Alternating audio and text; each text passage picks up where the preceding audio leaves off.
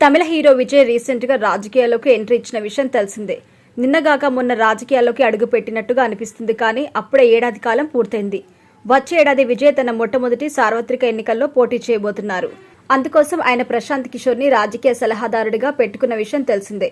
అయితే విజయ్ ఒక ప్రణాళికాబద్ధంగా జనాల్లోకి వెళ్తున్నాడు. త్రిభాషా విధానాన్ని వ్యతిరేకించడంతో పాటు వక్ఫ్ బిల్ కి వ్యతిరేకంగా ఉద్యమిస్తూ సుప్రీంకోర్టులో పిటిషన్ వేయడం, అదేవిధంగా తమిళనాడులో జరిగే ప్రతి సంఘటనలో చురుగ్గా స్పందిస్తూ తన గొంతుని వినిపించడం వంటివి చేస్తున్నారు. రీసెంట్ గా ఆయన కోయంబత్తూరులో ఒక సభ నిర్వహించారు.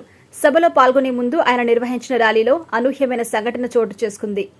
వ్యక్తిగత సిబ్బంది పెద్దగా లేకపోవడంతో అదుపు తప్పిన అభిమానులు విజయ్ ప్రయాణిస్తున్న వ్యాన్ పై దూకేస్తున్నారు.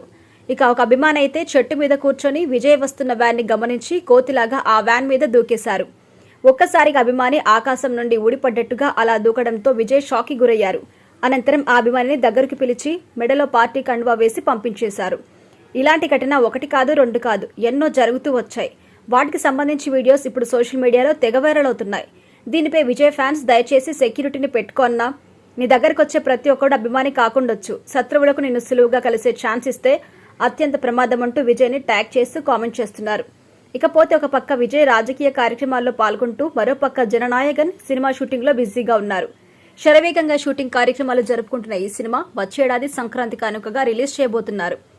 తమిళనాడులో అసెంబ్లీ ఎన్నికలు ఏప్రిల్లో జరగబోతున్నాయి. ఎన్నికలకు కేవలం 4 నెలల ముందు ఈ సినిమా విడుదల కాబోతుంది అన్నమాట.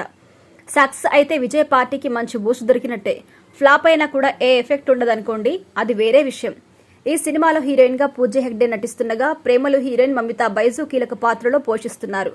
తెలుగులో సూపర్ హిట్ అయిన భగవంత్ కేసరికి సినిమా రీమేక్ అని కొందరంటున్నారు. మరి క్లారిటీ అయితే రావాల్సింది.